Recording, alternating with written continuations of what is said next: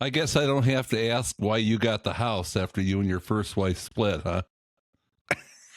she she I wasn't bought too it, damn eager. it. She was never gonna get it, and then it's super haunted. I do know that the previous owner, her husband, had died in the driveway, had a massive heart attack. But from everything that I felt in the house, it seemed like it was a woman or wanted to be perceived as a woman, just because of. Now, I'm not the only one who heard the voice. My buddy had come in shortly after my fiance and I had broke up. He brought his girlfriend, and they're both from California.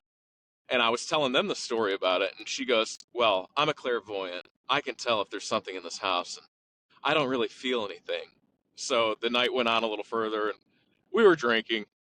Well, around 1 in the morning, she starts walking around the house. She's like, I wonder if. And she's like, no, I don't feel anything here.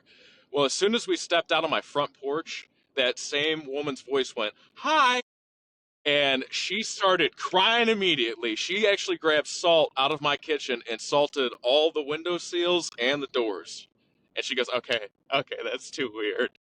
And that same couple came in for my wedding, and at the time we were still living in the house, and we'd all shared the stories about all the creepy shit that happened. And I was like, all right, that's it.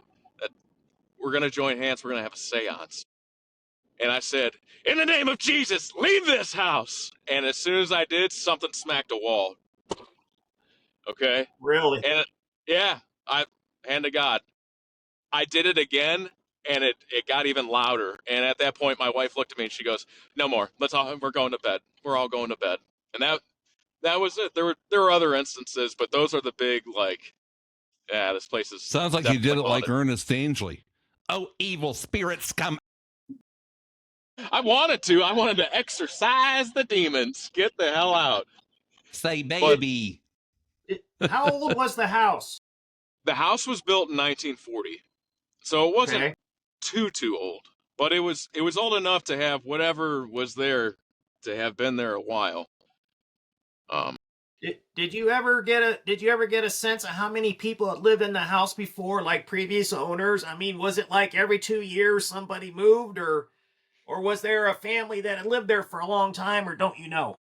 So what I do know is my next door neighbor was an elderly woman, and she told me that there was a family of Italians that lived there before the woman and the man who I ended up buying the house from lived there. So the house only changed hands 3 or 4 times, but she doesn't know what happened to that Italian family or what really became of them. But that they had moved in the 70s, and then I think the house sat vacant until like the early 80s. Yeah.